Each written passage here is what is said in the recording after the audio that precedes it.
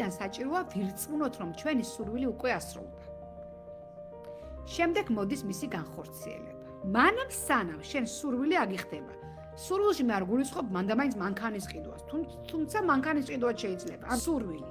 მანამ სანამ შენ აგიხდება, იქამდე უნდა გჯეროდეს, რომ ეს სურვილი აგიხდა. და აქ უშვებენ ძალიან დიდ შეცდომას, როდესაც ასწავლიან ამ სურვილის ვიზუალიზაციას და ეუბნებიან, რომ გჯეროდეს, რომ აგისრულდა და ადამიანს არ ჯერა. ძალიან მნიშვნელოვანი არის დამიწება. ანუ მატერიალურ სამყაროშიც რაღაცა უნდა გავაკეთო, მატერიალურ სამყაროშიც რაღაცით დავუმტკიცო ჩემ თავს, რომ მე მართლა ჯერა იმისა, რომ ეს სურვილი ამიხდება. რა თქმა უნდა, მოდი ისე მანქანის ყიდვაზე დავბრუნდეთ.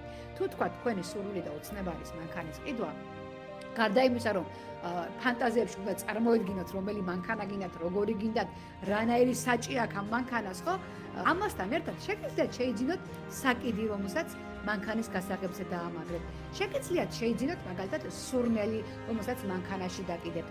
ან ვინმე სთხოვოთ, თვითონ მანქანა გათხოვოთ და მართვა ისწავლოთ, ან ვთქვათ, თუ მართვა იცით, გაატაროთ ეს მანქანა და ეს შეგრძნებებიც და ფიზიკურობაც უნდა დავაკავშიროთ ერთმანეთთან, რომ ეს სურვილი აგვიხდეს. ამ შემთხვევაში ხდება სურვილების ასრულება. მარტო ფანტაზიებით და ოცნებებით სურვილების ასრულება ცოტა შეუძლებელია. კი ბატონო, მე მაგალითად მისულდება უკვე წარმოდგენითაც, მაგრამ ჩემს თავს ამ საკითხში ვუწოდებ ოსტატს და ალბათ უკვე გაწაფული ვარ და იმიტომ მისულდება. შენ ამ შენს სურვილზე მუშაობ, არ უნდა დაუშვა შენს გონებაში ფიქრები, რომ ვერ შეძლებ. მოვა, რა თქმა უნდა, ეს ფიქრები, რომ ვაიმე შეება ვერ შევძლო.